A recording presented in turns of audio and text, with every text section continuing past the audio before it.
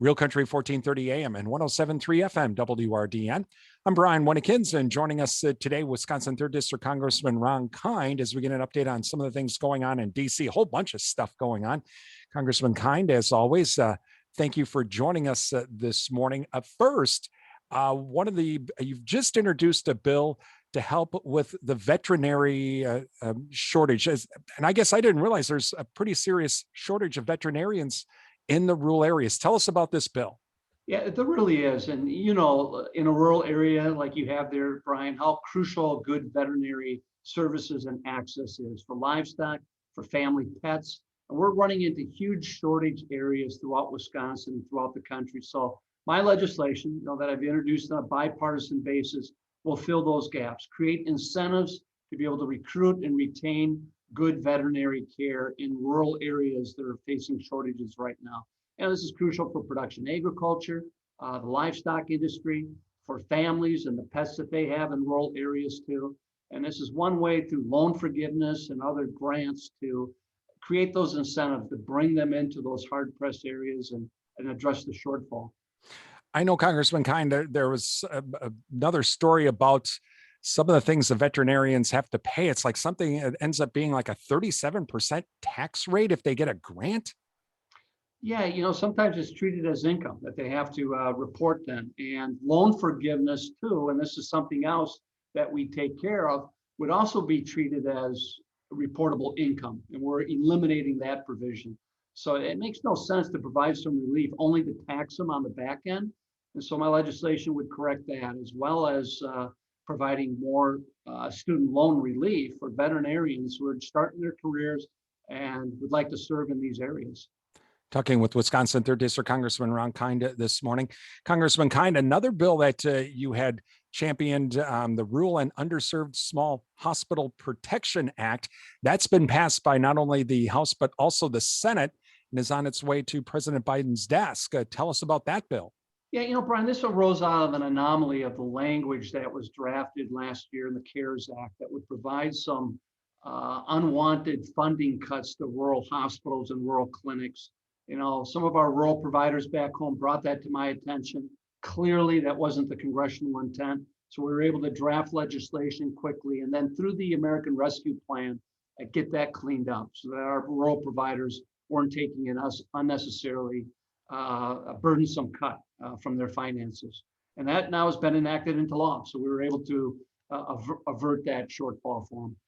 And that's especially because of the pandemic. This is probably something that was incredibly needed, along with everything from the American Recovery and Rescue Act. Yeah, they were shutting down services because of the pandemic. There was obviously an emphasis on dealing with the virus and the spread of the virus. So a lot of the non-essential procedures and operations were put on the back burner. That meant huge revenue losses for our healthcare providers. So the last thing they could afford right now is further cuts that weren't intended by Congress, but because of some drafting problems, it was going to read that way. So we were able to draft up a quick legislative fix and get that done for them. Talking with Wisconsin 3rd District Congressman Ron Kind this morning. Congressman Kind, this next bill is something that it's probably a unique situation for yourself personally, because you've been personally affected by the PFAS contamination on French Island. With, I think, even your personal well at your home back in the La Crosse area has been contaminated. Tell us about how this bill is going to work. Yeah, well, Brian, first of all, our PFAS levels were below the recommended standard where we were. But for our neighbors just south on the southern part of the island, theirs were well exceeding the allowable safe drinking requirements. And this is a problem, not only for the town of Campbell and the La Crosse area, but Peshtigo and northeastern Wisconsin, other hot spots in Wisconsin, and throughout the country. PFAS is the carcinogenic material. It never goes away. It's been used in fire foam for a long time, mandated by the FFA for fire hazard precautions in our airline industry. Obviously, with the regional airport in La Crosse, we're suspecting that's one of the main causes of why we have PFAS in the drinking water. But my legislation now, and it's getting good bipartisan support, would establish a national standard for safety. Right now, it's a hodgepodge of what states decide to do. It would list it as a hazardous substance. It would classify it as a toxic site so the EPA can come in and help with cleanup. But man, there's nothing more fundamental than having the peace of mind knowing that your drinking water is safe to consume without developing some dangerous disease or even cancer. So that's the problem we face with PFAS. And quite frankly, this legislation is long overdue. And hopefully we're going to be able to get some action on it quickly. Will this also potentially help the town of Campbell? Because those residents may have to go to City of La Crosse water now if this doesn't go away. Yeah, it does. It does provide over $200 million worth of grant funding for local communities to help clean it up, whatever that prescription is going to look like. And in this case, since so many private wells have been affected and you can't get that out of the water system, it might require a water hookup from La Crosse or even on Alaska that's willing to do it. Of course, that takes money, but that's going to be a tough decision for a lot of these families. They have to give up their private well and go on to a water system. But that is ultimately going to be probably the best answer with this. But it is a major problem that is receiving more recognition throughout the country. I had a great meeting with DNR Secretary Preston Cole last week because I know the state's working on a comprehensive plan on how best to address it.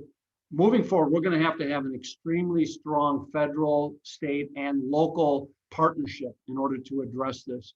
And I also just got in touch with Treasury Secretary Janet Yellen to encourage her to make the allowable use of the American Rescue Plan money to also address these water issues that communities are facing.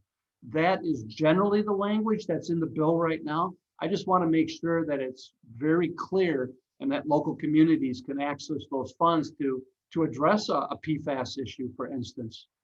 Talking with Wisconsin 3rd District Congressman Ron Kind this morning. Congressman Kind, you mentioned the American Rescue and Recovery Act, the latest COVID-19 act. Big controversy in Wisconsin. The Republican legislature feels they should have a say in where this money goes and not the governor, or not just the governor. When this was all designed, how does that all work? Is it supposed to go to the legislatures, or is it supposed to go to the state governors, or how will all that work? No, this works the same way any federal program works, where you fund a certain program and typically states are administering those programs, but state legislatures can't take that money and use it for something completely different. So I really don't get what the state legislature is trying to accomplish in Wisconsin. Listen, I don't blame them. There's not a legislature in the world that wouldn't like free money and then get to decide how they're going to spend it. But the American Rescue Plan was very specific in the categories that the money can be used for. First, to replace lost revenue because of the pandemic and the revenue shortfall that the state and local communities face, but also addressing specific COVID-related expenses that they didn't budget for, nor could they anticipate it.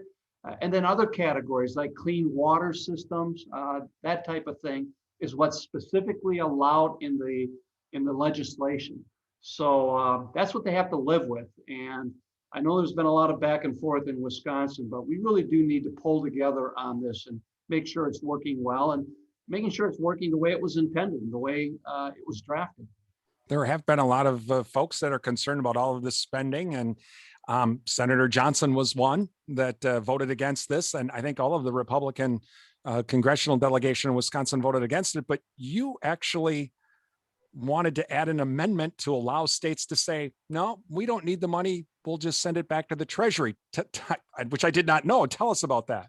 Yeah, I thought, let's be fair. I mean, many states, including Wisconsin, rejected the expansion of Medicaid, our Badger Care program, I believe for sheer political purposes, because the federal government was picking up the entire cost.